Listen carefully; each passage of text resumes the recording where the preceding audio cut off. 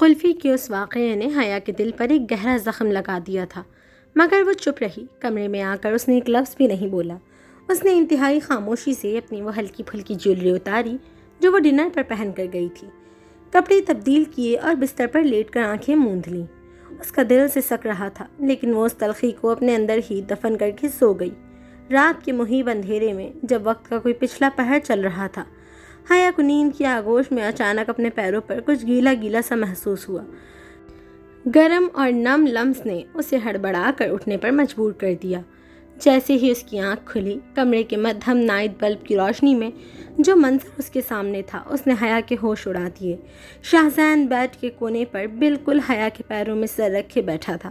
اس کے شانے بری طرح ہل رہے تھے اور وہ پھوٹ پھوٹ کر رو رہا تھا، جیسے کوئی بچہ اپنا سب کچھ کھو جانے کے ڈر سے بلک رہا ہو۔ اس کے آنسو حیا کے پیروں پر گر رہے تھے۔ حیا گھبرا کر فوراً بستر پر سیدھی ہوئی اور جھک کر شاہزین کے کندھے چھوئے۔